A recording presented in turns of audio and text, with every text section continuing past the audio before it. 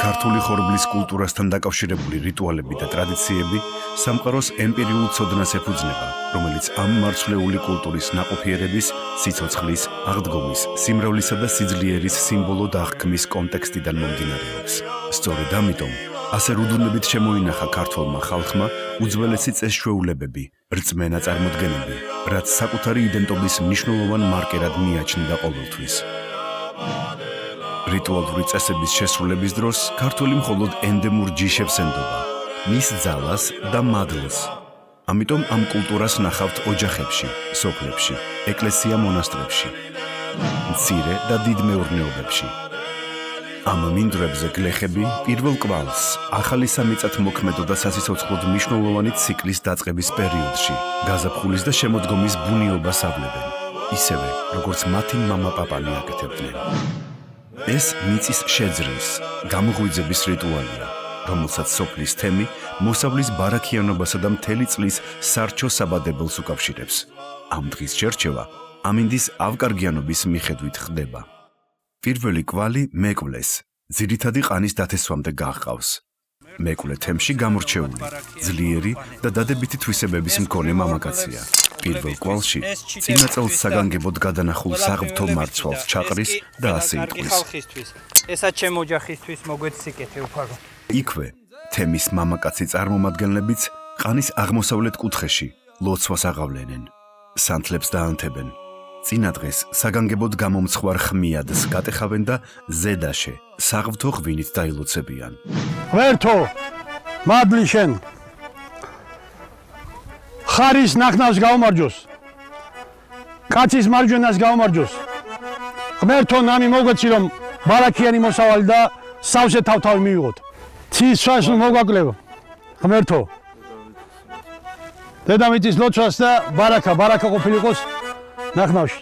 შესაწირი პურის, ხმიადის ცხობის რიტუალს ოჯახში ქალები ასრულებენ.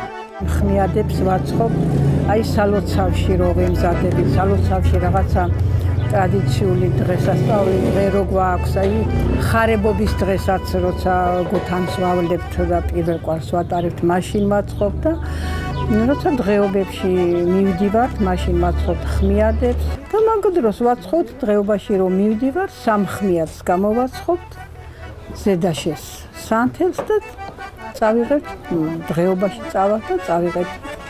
გაჭრიან სახელს იტყვიან, დაილოცებენ, ვისიც არის ის ხმიადი წყალობდეს იმათო, ვისიც არის სახელით საღვთო პური. სარიტუალო წმინდა ხორბლისთვის ყოველთვის საუკეთესო ნაკვეთები ირჩევა, რომელსაც მთის მოსახლეობა პირმზითებს უწოდებს. პირველ კვალში მოყვანილ მარცვალს საღვთო ან წმინდა მარცვალი ჰქვია. მას ცალკე ინახავენ და წლის განმავლობაში ოჯახის დიასახლისები ყოველთვის სარიტუალო დანიშნულებით იყენებენ.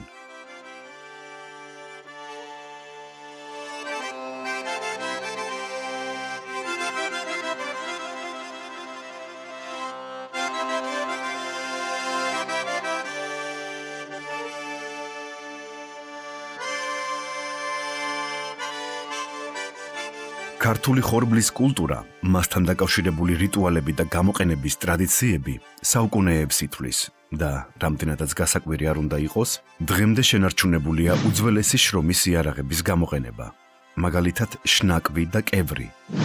ეს უძველესი შრომის იარაღებია, რომლებიც ხელით მზადდება. კევრი ხორბლის გასალეწი იარაღია. შნაკვის არსებობაც ხაზს უსვამს იმ ფაქტს, რომ საქართველო ენდემური პურეული კულტურების ერთ-ერთი უძველესი კერაა წინა აზიაში, რასაც არქეოლოგიური თუ პალეობოტანიკური მასალა ადასტურებს.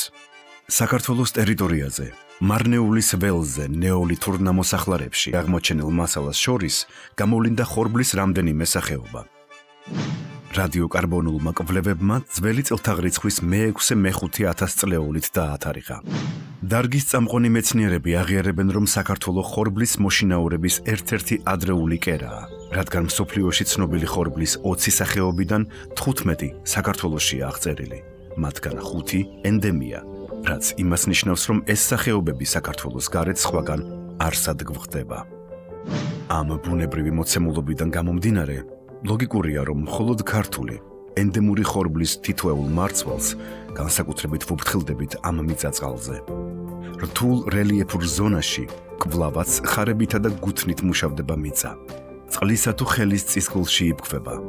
ტრადიციულ საცხობებში თონესა თუ ფურნეში ცხვება ნაირგვარი გულსართიანი და უგულსართო ნამზადი.